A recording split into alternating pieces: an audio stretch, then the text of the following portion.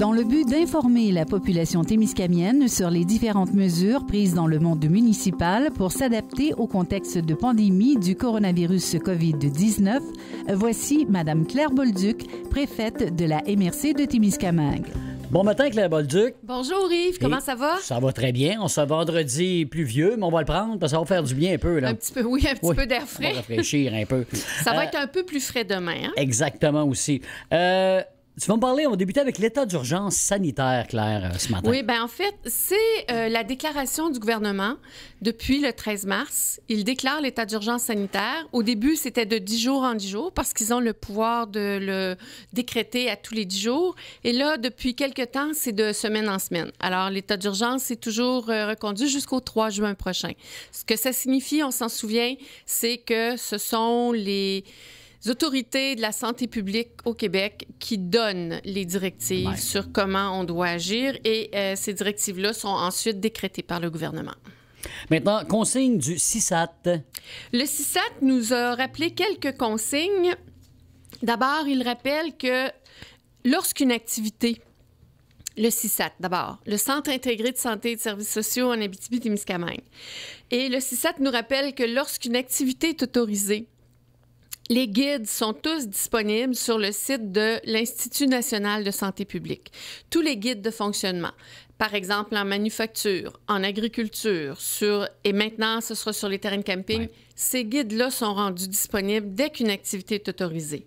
Et le CISAT nous rappelle que c'est essentiel de respecter les consignes qui sont édictées à l'intérieur de ces guides-là quand une activité est autorisée parce que ils ont le pouvoir de fermer les entreprises, les lieux et les organisations qui ne respectent pas les consignes.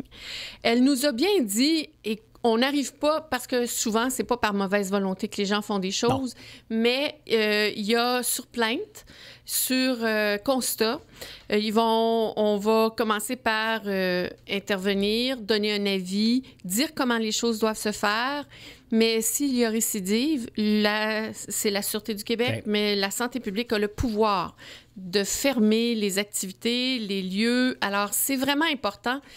On est encore en état d'urgence sanitaire. Il faut comprendre qu'on le sera probablement encore pour un bout de temps. Oui. Alors, c'est important. Et c'est important de faire en sorte qu'on ne retombe pas dans une éclosion de la pandémie. Oui, absolument. Toutes les directives sont faites dans cet esprit-là. Alors, on a posé, nous, plusieurs questions.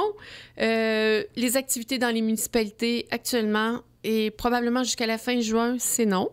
Les activités de rassemblement, les activités qui permettent aux gens de se rencontrer, c'est non. Table de pique-nique dans les parcs. Table de pique-nique sur les terrains, comme par exemple le parc du Centenaire. C'est possible. Les municipalités sont tout de même invitées à ne pas rendre possible de rapprochement, donc à fixer les tables. Plutôt que les gens les déplacent au gré des groupes qui sont là, les tables doivent faire en sorte qu'on respecte la distanciation de 2 mètres et surtout qu'on rende difficile, voire impossible de les rapprocher. Donc, les fixer. Une autre information qui a été demandée, les plages publiques. Oui. Les municipalités veulent savoir si... Ben, les municipalités, les citoyens veulent savoir si on pourra aller à la plage dans les plages publiques. Il y a plusieurs municipalités qui ont ces espaces-là, des espaces récréatifs. Je rappelle que la ministre Isabelle Charest a dit la natation en eau libre, c'est permis, puisque les piscines publiques ne sont toujours pas autorisées à ouvrir. Donc, la natation en eau libre, c'est permis. Alors, pour avoir accès à ça, il faut avoir accès à la plage publique. Quelles sont les consignes? C'est pas encore ouvert parce qu'il n'y a pas de consignes. Il faut dire que pour le moment, il n'y a pas de drame là, actuellement.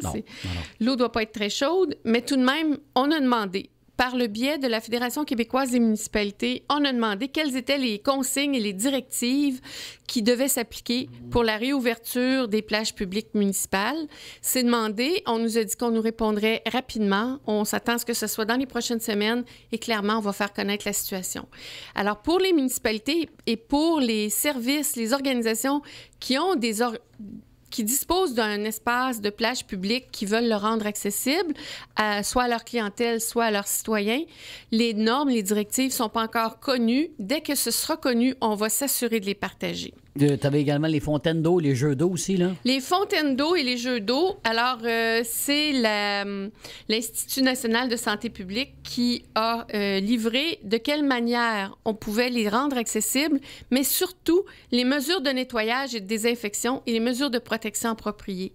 C'est disponible et on va le mettre sur le site de la MRC, c'est disponible sur le site de l'INSPQ, Institut national de santé publique. C'est sous l'onglet Environnement extérieur et COVID-19. Et ce qu'on nous rappelle sur cette directive-là, c'est que le virus peut survivre un certain temps, quelques heures à plusieurs jours, sur différentes surfaces. Mais il est facilement éliminé par la plupart des nettoyants désinfectants réguliers. Toutes les surfaces fréquentées qui vont être touchées, par exemple le bouton poussoir sur une fontaine, doivent être nettoyées fréquemment. Alors, on suggère les méthodes de nettoyage et pour les lieux publics, le nettoyage doit être effectué au minimum à toutes les 2 heures. Bon. 2 à 4 heures, mais on dit idéalement à toutes les 2 heures. Alors, si les municipalités choisissent de les réouvrir, de les rendre accessibles, c'est encore là très contraignant.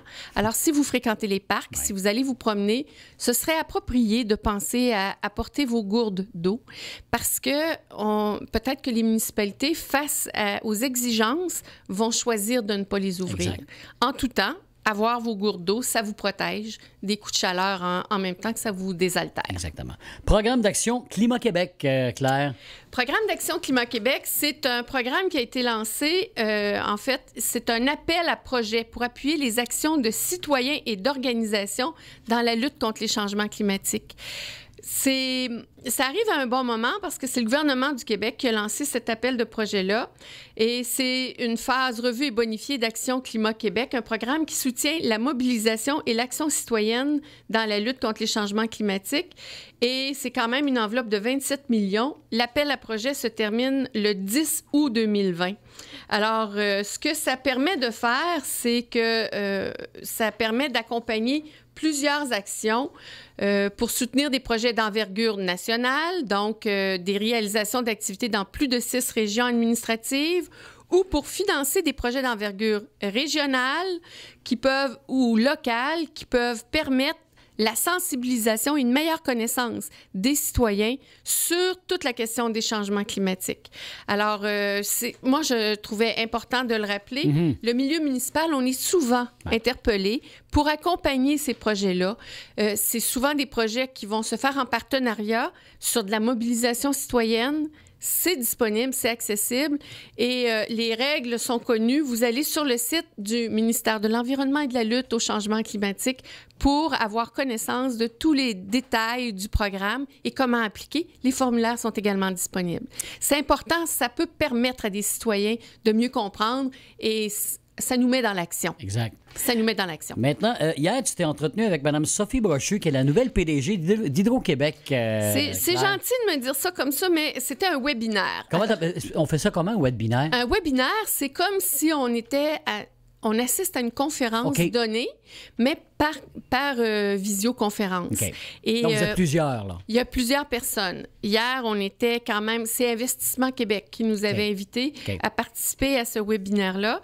Et les webinaires permettent tu peux entendre la personne, mais elle ne peut pas entendre ou voir toutes les personnes, là. Et ça permet de poser des questions. Okay. Alors, Mme Brochu, hier, elle a livré un témoignage. C'était un peu philosophique, mais elle a livré un témoignage sur tout ce qu'on doit apprendre de l'actuelle crise de la pandémie COVID-19. Et je trouvais intéressant de partager les propos qu'elle nous a livrés. D'abord parce qu'elle a dit... Première des choses, prendre conscience que cette crise actuelle, la crise actuelle qu'on vit, c'est d'abord une crise sanitaire, mais c'est une crise sanitaire qui est imbriquée de santé publique, donc, mais qui est imbriquée dans une autre crise qui est économique. Et on l'a vu dès les annonces du gouvernement, et qui va nous mener possible crise des finances publiques, parce qu'il va falloir réajuster le tir au sortir de la pandémie. Bon, un petit manque à gagner, là. Et voilà. Alors, elle disait, c'est comme des poupées russes. Cette crise-là, c'est comme des poupées russes. Une crise qui en cache une autre, qui en cache une autre. Et voilà. Et elle disait, les crises n'ont pas que du mauvais. Les crises, elles donnent l'opportunité d'aller voir au fond des choses pour... elle disait, au fond de la marmite, quand ça va mal, on creuse pour voir vraiment qu'est-ce qui va pas bien. Quand ça va bien, on se pose pas trop de questions parce qu'on est sur un air d'aller. Mais quand ça va mal, ça nous donne le courage d'aller voir au fond des choses. Alors, elle a mis en évidence plusieurs choses. D'abord, au niveau de la santé publique. Cette première crise-là nous met face à... On comprend aujourd'hui c'est quoi le rôle de l'Organisation mondiale de la santé. De faire un avis, de faire des alertes. Et c'est l'Organisation mondiale de la santé qui a été la première à déclarer la pandémie. Et... on comprend aussi que c'est pas tous les pays qui ont la même transparence par rapport à la santé publique. Donc, on a appris du fait de cette pandémie-là aussi le rôle et l'importance de la santé publique au Québec, la direction de la santé publique et quel pouvoir elle a. Et on a aussi compris à quel point certains emplois sont extraordinairement liés à l'immigration, qu'on pense ou aux travailleurs étrangers, Absolument. qu'on pense aux activités agricoles, qu'on pense aux tous ceux qui apportent les préposés aux bénéficiaires dans les CHSLD. Il y en a plusieurs aussi. Voilà. Alors, ça met en lumière des choses qu'on voulait peut-être pas regarder attentivement. Et elle a clairement dit, pour régler la crise économique auquel on va faire face, il va falloir régler la crise de santé publique et les enjeux qui sont présents. Exactement. Elle a dit aussi, sur le plan de la crise économique, on a pris conscience, on était dans un mood, c'est vraiment mondialisation. Et pour une question d'approvisionnement et de qualité, on était souvent dans un seul fournisseur pour un bien, pour une partie de bien. Et elle a dit, on a vu à quel point on est fragile quand on est dans cet horizon-là. On n'avait aucune idée que tout le monde, que la planète entière pouvait arrêter d'un seul coup. C'est ce qui s'est passé en l'espace de quelques semaines. Considérant ça, maintenant, comment on peut faire? On était dans le just-in-time, JIT, just-in-time, avoir la commande au moment et toujours être en attente on n'a pas de réserve, on n'a pas de sécurité. Là, on va réfléchir autrement. Et c'est vrai aussi pour la santé publique, c'est vrai aussi pour l'économie, parce qu'il va falloir, personnellement, comme pour les organisations, comme pour l'État, avoir des réserves, parce que d'autres crises sont prévisibles. Oui, sûrement. Et par rapport à la crise de finances publiques, elle rappelle, comme je l'ai fait à quelques occasions, que le Canada et le Québec sont dans des positions financières saines et qu'on est parmi les mieux positionnés actuellement pour faire face à la crise comme on y a fait face. Mais elle a dit avec un petit sourire, on ne pensait pas qu'on pouvait s'endetter de près de 300 milliards en 3 mois. Par exemple. Alors, on est... Et une crise, elle rappelle qu'une crise, c'est un début et une fin. Alors, là, dans la pandémie, c'est très long, là, l'horizon qu'on nous donne. C'est peut-être plus tant une situation de crise comme une nouvelle dimension sociétale dans laquelle on va vivre. Et quand on entend ça de quelqu'un qui a une fonction comme PDG d'Hydro-Québec, ça nous fait prendre conscience de comment on peut agir personnellement. On est dans une nouvelle dimension. On sait qu'il y aura d'autres crises. On sait qu'il va y avoir probablement d'autres pandémies. Alors, plaçons-nous dès maintenant dans une posture mentale différente. Une posture mentale qui va demander qu'on développe toute notre capacité de résilience, donc notre capacité à durer dans le temps, malgré des impacts imprévisibles, que ce soit financier, que ce soit organisationnel, que ce soit sur le travail, il va falloir se préparer à être résilient. Ça va toucher nos chaînes d'approvisionnement, ça va toucher notre façon de consommer, qu'on soit résilient. Elle a parlé de nos valeurs. Alors, on est dans comme consommateur, puis je dis la phrase, comme consommateur, on ne veut pas payer cher. Hein? On veut toujours la belle aubaine. Bon. Comme contribuable, on ne veut pas payer trop d'impôts, on ne veut pas payer trop de taxes. Comme investisseur, par contre, on veut un maximum de rendement. Ça marche plus. Elle l'a dit comme paradoxe. Ça, c'est game over, c'est ça. paradoxe. Alors maintenant, on va travailler beaucoup sur les valeurs d'optimisation. Il y a des choses qu'on fait de façon extraordinaire au Québec, entre autres au plan des énergies renouvelables. Bon, alors, qu'est-ce qu'on peut faire pour vraiment développer notre résilience à partir de nos valeurs de partage, de solidarité, de coopération? Et elle a parlé de trajectoire parce qu'elle parlait d'espoir. Et ça, on va prendre conscience de l'importance des personnes qui nous entourent maintenant, beaucoup plus qu'avant. Ouais. De l'importance du temps qu'on passe avec ces personnes-là, plus que de l'importance du temps qu'on passe à dépenser ou à consommer. Et ça, moi, je trouvais intéressant. Elle a dit, je suis arrivée à Énergir, qui était l'ancien Gaz Métro. Elle a dit, on m'a reproché d'avoir des enjeux, de traiter des enjeux sociaux comme présidente d'Énergir. J'ai dit aux gens, je ne maximise pas les rendements, je les optimise. Il faut que les retombées soient concrètes et réelles pour tout le monde.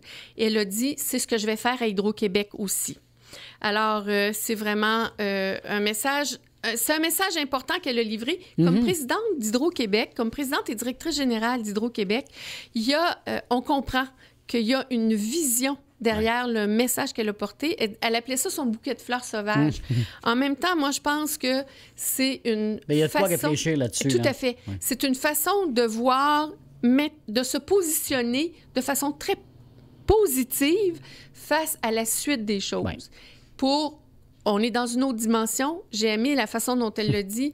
Alors, réfléchissons autrement. Et je nous invite à le faire. Moi, comme consommatrice, comme mère de famille, mais aussi comme élue, j'interpelle les gens et je nous invite à le faire. Comment on va faire les choses autrement? Comment on va se réapproprier notre monde, notre société, en dehors de la crise sanitaire de santé publique, mais où on va mettre en valeur et en lumière les personnes plutôt que les biens de consommation. Exact.